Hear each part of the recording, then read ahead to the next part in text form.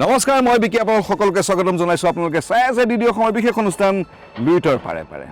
আৰু মই বৰ্তমান উপস্থিত আছোঁ কাটাখাল নদীৰ পাৰত। কাটাখাল নদী ভৈৰৱীৰ পাহাৰীয়া সৰু সৰু নদীসমূহৰ মিলনৰ ফলত সৃষ্টি হৈছে এই কাটাখাল। আৰু উত্তৰ দিশে ধলেশ্বৰী বৃহৎ অংশ পানী বোৱাই আনিছে। আৰু শেষত কালিনগৰৰ ওচৰৰ বৰাকত মিলিত হৈছে এইখন নদী। আৰু এই নদীখন বৰাক উপত্যকাৰ কাছাৰ জিলাৰ শিলচৰৰ একেবাৰে নিচেই ওচৰতে আছে। আৰু সমগ্ৰ বৰাক উপত্যকাৰ জনজীৱনত তথা অৰ্থনৈতিকভাৱে কিদৰে প্ৰভাৱ পেলাইছে এই নদীখনে সেয়া জানিবলৈ চেষ্টা কৰিম আজিৰ এই খণ্ডটিত।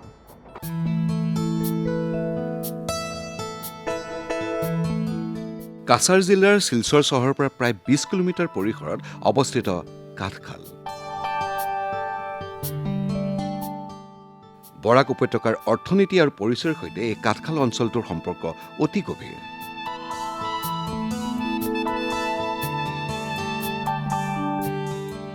তাৰোপৰি বৰাক উপত্যকাৰ অন্যতম এখন প্ৰধান উপনৈ হৈছে কাঠখাল।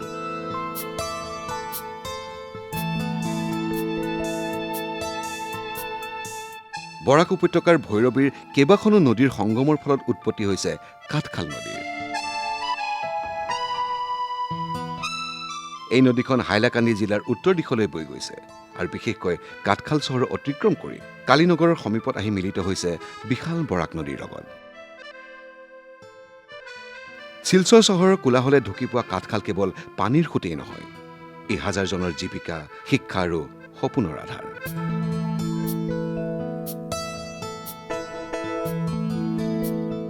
শিলচৰ চহৰৰ তথা কাছাৰ জিলাৰ ভিন্ন বজাৰত উপলব্ধ সতেজ মাছ আৰু শাক পাচলিৰ আঁৰত আছে কাঠখাল নদীৰ পাৰৰ লোকসকলৰ কঠোৰ পৰিশ্ৰম।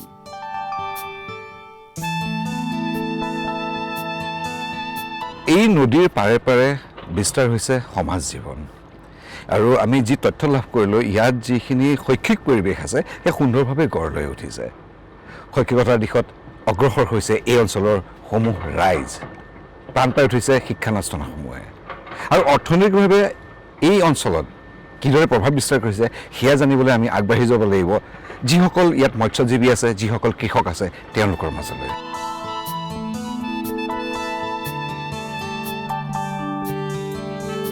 মাছও ধরা তাই সবসময় মোটামুটি 500, 550, 600 ওরকম হয়। না না অত বেশি নাই, তো মোটামুটি আছে আর যে চলার মতো আর অত বেশি পাওয়া যায় না।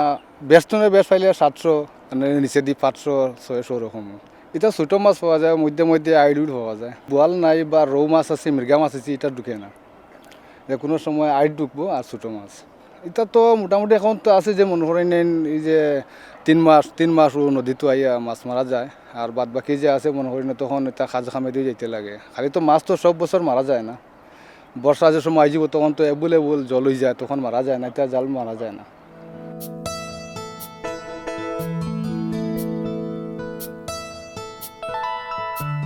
মাছের ব্যবসা করি, তা 400-500 টাকাই জমা ডেইলি।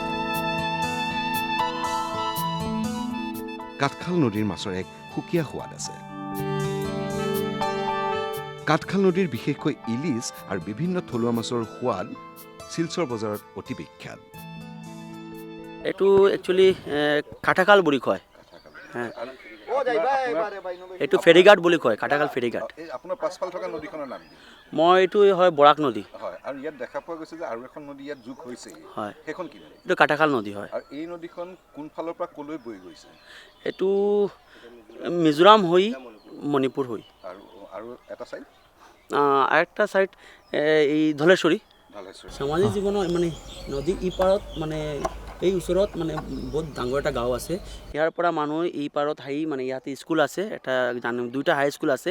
ইয়াতে ল'ৰা ছোৱালী ইয়াতে পঢ়ে। ইয়াতে কলেজ একটা আছে, কলেজৰ কাৰণে পঢ়িবৰ কাৰণে সিপাৰৰ পৰা ল'ৰা ছোৱালী ইয়াত আহে। আৰু মানে ইয়াৰ পৰিৱেশটো মানে খুব মানে বেলেগ টাইপৰ পৰিৱেশ হয়। মানে মানুহবিলাক একদম কৃষিৰ ওপৰত মানে ডিপেণ্ড হয়। ইয়াতে বহুত ভাল কৃষি মানে খেতি হয়। ধান খেতি হয়, ভাল হয় ইয়াতে। আৰু কৃষিটো গম পালোঁ আৰু মাছৰ কি আছে মানে মাছ বহুত ভালকৈ বৰাক নদীৰ মাছটো বহুত ভাল মাছ হয় মানে বাহিৰৰ পৰা মানুহ বৰাক নদীৰ মাছ লৈ যাবৰ কাৰণে আহি থাকে। আৰু এই নদীৰ যোগেদি কৃষি কৰ্মৰ মৎস্য পালনৰ বা মৎস্য চিকাৰৰ যোগেদি আৰ্থিকভাৱে সচ্ছল নে? আৰ্থিকভাৱে সচ্ছল আছে। হয় আৰু ইয়াতে আপোনালোক কেনেকুৱা ধৰণৰ মানুহ আছে ধৰক কি জাতি উপজাতি আছে? ইয়াতে সকলো জাতি মানুহ আছে। ইয়াতে আপুনি ট্ৰাইবেল মানুহ আছে, আপোনাৰ মিয়া মানুহ আছে, বাঙালী হিন্দু মানুহ আছে, মানে গোটেই মানুহ চব মানুহ একেলগে মিলি থাকে ইয়াতে। আৰু ইয়াতে উৎসৱ পাৰ্বণ উৎসৱ একদম ইয়াতে দুৰ্গা পূজা আমাৰ বাঙালী ডাঙৰ পূজা হয় মানে বহুত ভালকৈ পাতো আৰু ইয়াৰ পিছত ইয়াতে ঈদো ভাল কৰি হয়। মানে চব কি বহুত ভাল হয় মানে কিবা মানে একদম মিলি মাছি থাকে গোটেই মানুহ সুন্দৰভাৱে সকলোৱে মিলি একদম কোনো কাজিয়া নাথাকে ইয়াতে, একদম গোটেই মানুহ মিলিমিছি থাকে। নদীৰ পাৰৰ মাছুৱৈ সম্প্ৰদায়ৰ লোকসকলৰ জীৱিকা এই নদীৰ ওপৰতেই নিৰ্ভৰশীল। কাঠখাল নদীৰ দুই পাৰৰ উৰ্বৰ পলসুৱা মাটি কৃষকৰ বাবে অতিশয় উপযোগী। খেত কৃষি করি এলকু বাউস খেত করি আর বর্ষার সময় ধরো এমনি তো ধান খেত করি ও ব্যবসা আমরা আর কোনো ব্যবসা নেই। খেত কৃষির আমরা ও খেত কৃষির উপরে আমরা চলা ও আর খেত কৃষির উপরে করে চলা তো আর অন্য কোনো ব্যবসা নাই। উপার্জন বাড়ছে এটা তো ধরো ক্ষেতর উপরে সপ্তাহ এবার মানে অন্য বছর তো গড়ে গতবার ধরো 1.5-2 লাখ টাকা পাই, এবার মানে তোরা বাগানে মানে তোরা লস মারছে দেবো তো মানে লাখ পর্যন্ত পাইব এখানে 5 থেকে লাখ পর্যন্ত। এর বাদ এটার তো জমিনের অন্য বছর তো 8-10 হাজার মানে পাইকাস থাকে, এবার 10 গেছে পাইকাস এটা দিয়ে এর বাদে তো অন্তনে বাঁশ আনি লইয়া তো বাঁশ তা খেত কিছু করিয়া ও তার উঠে আমরা চললা আর কোন তার উঠে না ওলাও চলা সেটা আর কিচ্ছু নাই। ও গড় তো আমরা 5 জন গড়ে 8-10 জন লইবা 10 জন লইব মানে বাচ্চা কাচ্চা ও তো বাতিও যা ও তো হইলা বাইয়াই ও দে বেটা এই বেটা তো হইলো বাতিও যায় আর ওইদারও গইল বাই ও হইল আমার পরিবার। এই নদীখনে হাইলাকান্দি আৰু কাছাৰ জিলাৰ এক বিশাল অঞ্চলৰ কৃষিজীৱী ৰাইজৰ অৰ্থনীতি নিয়ন্ত্ৰণ কৰে। কাঠখাল নদীৰ পাৰত ঋতুভিত্তিক শালি ধান, ৰবি শস্য, বৰ ধানৰ লগতে শাক পাচলি উৎপাদন কৰা হয়। সৰিয়হ, মগু দাইল আৰু মাটিমাহ নদীৰ পাৰৰ শুকান মাটিত প্ৰচুৰ পৰিমাণে উৎপাদিত হয়। শীতকালীন পাচলি প্ৰচুৰ পৰিমাণে উৎপাদিত হয় এই নদীৰ পাৰতে। এই অঞ্চলৰ মূলা আৰু কবি আকাৰতকৈ ডাঙৰ আৰু সোৱাদযুক্ত হোৱাৰ বাবে অতি বিখ্যাত।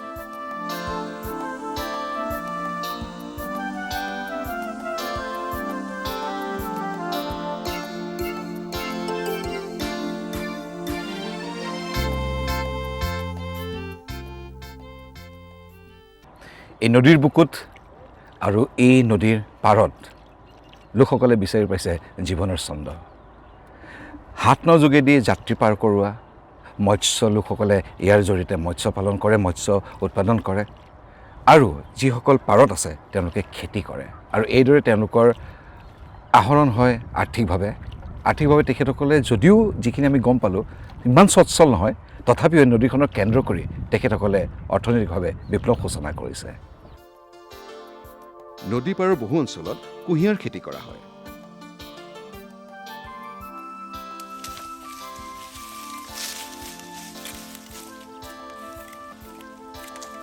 আৰু ইয়াৰ পৰা থলুৱাভাৱে গুড় প্ৰস্তুত কৰা হয়।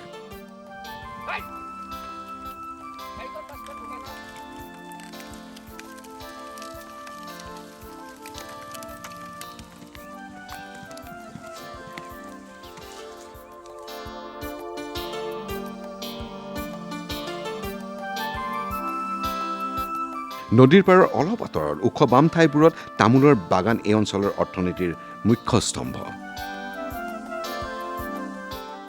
কাঠখাল নদীৰ বালি নিৰ্মাণ কাৰ্যৰ বাবে অতি উৎকৃষ্ট বুলি গণ্য কৰা হয়। ইয়াৰ বালি মূলতঃ খহটা চানেকীয়া, যি চিমেণ্টৰ সৈতে মিহলি হ'লে অতি শক্তিশালী হয়। শিলচৰ চহৰৰ প্ৰায়ভাগ ডাঙৰ অট্টালিকা, দলং আৰু চৰকাৰী প্ৰকল্পত কাঠখালৰ বালি ব্যৱহাৰ কৰা হয়। বিশেষ ধৰণৰ চেপেটা আৰু ডাঙৰ নাও ব্যৱহাৰ কৰা হয় যিবোৰে একেলগে বহুতো বালি কঢ়িয়াব পাৰে বৰ্তমান বহু ঠাইত যন্ত্ৰচালিত পাম্পৰ জৰিয়তেও বালি টনা হয় হাজাৰ হাজাৰ স্থানীয় লোক এই ব্যৱসায়ৰ সৈতে জড়িত শ শ ট্ৰাক আৰু ট্ৰেক্টৰ কেৱল কাঠখালৰ বালি পৰিবহণৰ কামত নিয়োজিত ইয়াৰ ফলত চালক আৰু মেকানিকসকলৰ জীৱিকা চলে বন বিভাগ আৰু চৰকাৰৰ বাবে কাঠখালৰ বালি মহঙাসমূহ ৰাজহ সংগ্ৰহৰ বাবে এক ডাঙৰ উৎস কাঠখাল নদীৰ নাও পৰিবহণ কেৱল এক যাতায়াতৰ মাধ্যমেই নহয় ই বৰাক উপত্যকাৰ এক প্ৰাচীন অৰ্থনৈতিক পৰম্পৰা বৰ্তমান কাঠখালত মূলতঃ 3 প্ৰকাৰৰ নাও পৰিবহণ দেখা পোৱা যায় পণ্য পৰিবহণৰ ক্ষেত্ৰত মূলতঃ বালি শিল আৰু বাঁহ পৰিবহণৰ বাবে ডাঙৰ ডাঙৰ কাঠৰ নাও ব্যৱহাৰ কৰা হয় মিজোৰামৰ পাহাৰৰ পৰা কাটি অনা বাঁহবোৰ মেৰবান্ধি নদীৰ সোঁতত উটুৱাই আনি কাঠখালৰ ঘাটবোৰত সংগ্ৰহ কৰা হয় খেতিৰ সামগ্ৰী পৰিবহণৰ বাবে নদীৰ পাৰৰ কৃষকসকলে নিজৰ উৎপাদিত পাচলি কুঁহিয়াৰ আৰু ধান কম খৰচত বজাৰলৈ নিবলৈ সৰু নাৱৰ সহায় লয় যাত্ৰীবাহী ফেৰীৰ জৰিয়তে যিবোৰ ঠাইত এতিয়াও দলং নাই যেনে কাঠখাল আৰু শিলচৰৰ মাজৰ বহু ভিতৰুৱা গাঁওবোৰৰ মানুহে দৈনিক যাতায়াতৰ বাবে ফেৰী ব্যৱহাৰ কৰে স্কুল কলেজৰ ছাত্ৰ ছাত্ৰীৰ বাবে ই এক ভৰসা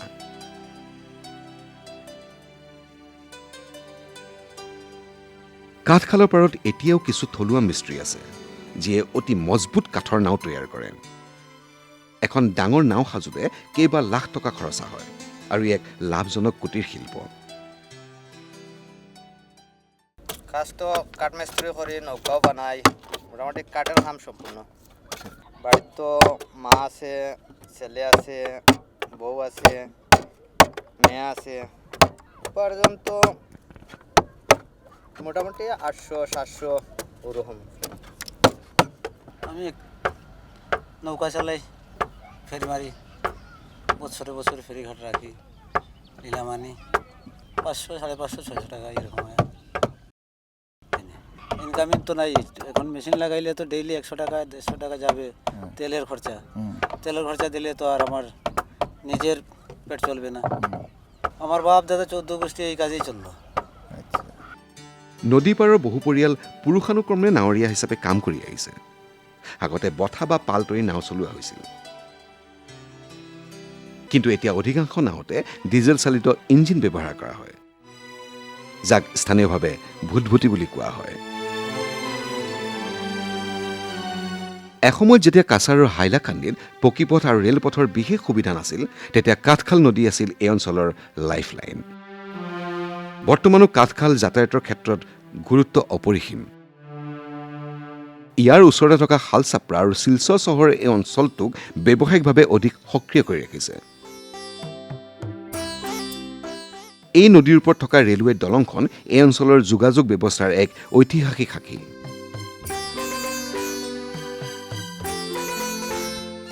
বৰ্তমানৰ ব্ৰডগজ লাইনটোৱে বৰাক উপত্যকাক ত্ৰিপুৰা আৰু মিজোৰামৰ সৈতে সংযোগ কৰাত এই নদীখনে এক ভৌগোলিক প্ৰাচীৰৰ দৰে থিয় হৈ আছে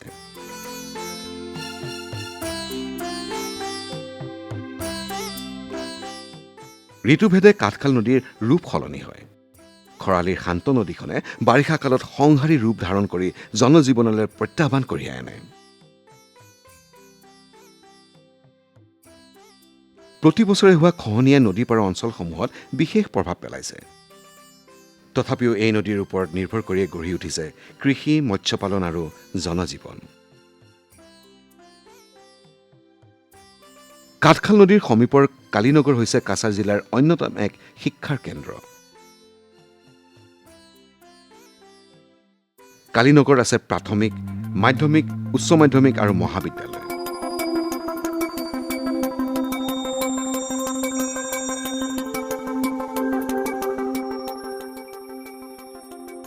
কাঠখাল নদীখন শিক্ষাৰ্থীসকলৰ বাবে এক দৈনন্দিন যুদ্ধৰ দৰে নদীৰ সেপাৰে থকা বহু ছাত্ৰ ছাত্ৰীয়ে প্ৰতিদিনে নাও পাৰ হৈ স্কুললৈ আহিব লাগে যিবোৰ অঞ্চলত পকী দলং নাই সেইবোৰ ঠাইত ছাত্ৰ ছাত্ৰীৰ উপস্থিতি বাৰিষা কালত বহুখিনি কমি যায় যিটো শিক্ষাৰ প্ৰসাৰত এক ডাঙৰ বাধা তথাপিও কাঠখাল নদীৰ পাৰৰ এই শিক্ষাৰ প্ৰাণকেন্দ্ৰৰ পৰাই বছৰি হাজাৰ শিক্ষাৰ্থীয়ে শিক্ষা লাভ কৰি সফলতাৰে আৰোহণ কৰিছে উচ্চ শিখৰত। ছাত্রছাত্রীরা প্রত্যন্ত অঞ্চল থেকে এখানে আসে, সবারই বাড়ি অনেক দূরে। এই পাড়াতে খুবই কম সংখ্যক ছাত্রছাত্রীরা আছে। তারা নদীর ওপার থেকে প্রতিদিন নৌকায় করে আসে এবং অনেক দেরিও হয় ওদের আসতে, কারণ নৌকার সংখ্যাও খুব কম, এপার থেকে ওপারে আসতে দেরি হয়। আর যেহেতু নদীমাতৃক এরিয়া, দুটো নদী আছে, প্রতি বছরই এখানে 3-4 মাস বন্যায় নদী প্লাবিত থাকে। প্লাবিত থাকার কারণে বাচ্চারা আসতে পারে না, স্কুলে অনুপস্থিতির সংখ্যা তখন অনেকটাই বেড়ে যায়। তো আমরা আমাদের সিলেবাস শেষ করতে একটু অসুবিধা হয় বাচ্চাদের নিয়ে, কিন্তু বাচ্চারা আমাদের খুবই পড়াশোনায় উন্নত মানের বাচ্চারাই এখানে আসে।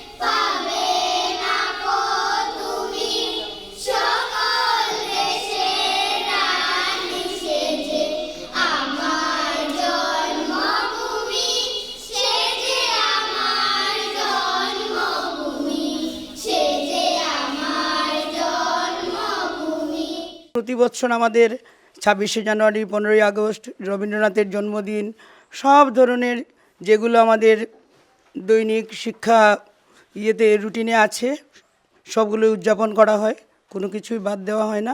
ছাত্রছাত্রীরা এইসবে অংশ নিয়ে খুবই আনন্দিত থাকে। আমরা যথাসাধ্য চেষ্টা করি ওদের শেখানোর।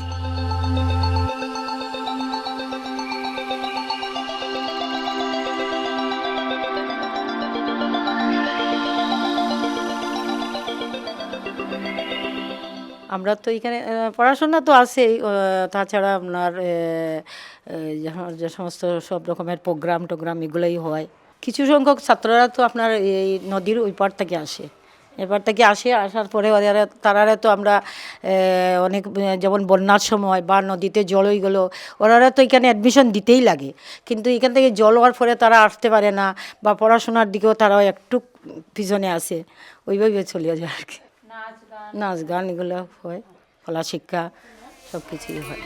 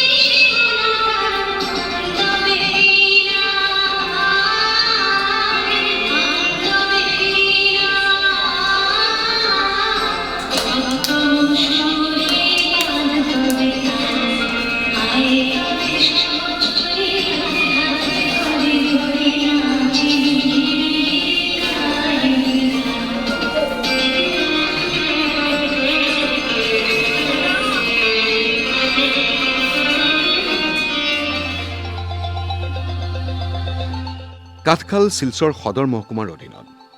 কাঠখাল অঞ্চলটো মূলতঃ হালচাপৰা উন্নয়ন খণ্ডৰ অন্তৰ্গত। কাঠখালত নিৰাপত্তা আৰু আইন শৃংখলা ৰক্ষাৰ বাবে আৰক্ষীৰ বিশেষ চকী বা আউটপোষ্ট আছে।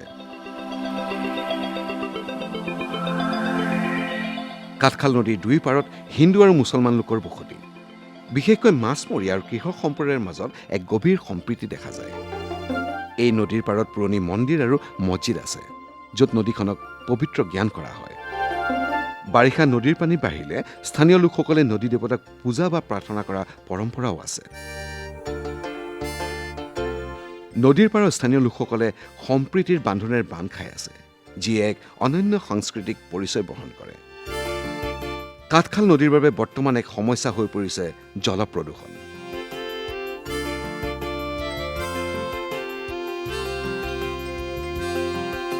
এই নদীৰ সমীপৱৰ্তী ঘনবসতিপূৰ্ণ এলেকাৰ পৰা ওলোৱা নলা নৰ্দমাৰ লেতেৰা পানী, আৱৰ্জনা পোনে পোনে এই নদী পানীত পেলাই দিয়া হয়। তাৰোপৰি নদী পাৰৰ কৃষি পথাৰত ব্যৱহাৰ হোৱা ৰাসায়নিক সাৰ, কীটনাশক আদি বৰষুণৰ পানীৰ লগত মিহলি হয় এই নদীৰ পানীৰ লগত। লগতে অনিয়ন্ত্ৰিত আৰু অবৈধ বালি খননে সৃষ্টি কৰিছে নদীখনৰ বাবে ভয়াৱহতা। ইয়াৰ ফলত নদীৰ পানীৰ সৃষ্টি হৈছে ই কলাই বেক্টেৰিয়া, যাৰ ফলত থলুৱা মাছৰ প্ৰজাতি বৰ্তমান বিলুপ্তপ্ৰায়। লগতে নদীৰ কাষৰ লোকসকলে নদীৰ পানী ব্যৱহাৰৰ ফলত টাইফয়েড, কলেৰা, পেটৰ অসুখ, চৰ্মৰোগ আদিৰ সমস্যা অধিক হোৱা পৰিলক্ষিত হৈছে। সংস্কৃতি আৰু প্ৰকৃতিৰ এক অপূৰ্ব সংমিশ্ৰণ এই কাঠখাল।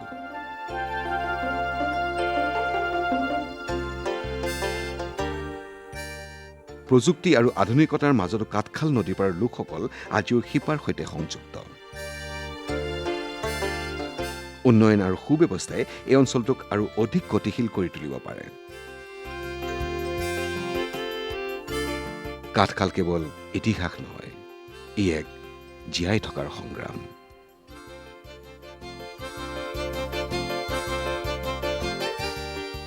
প্ৰিয় দৰ্শকবৃন্দ, এয়া আছিল কাঠাখাল নদীৰ ইতিবৃত্ত।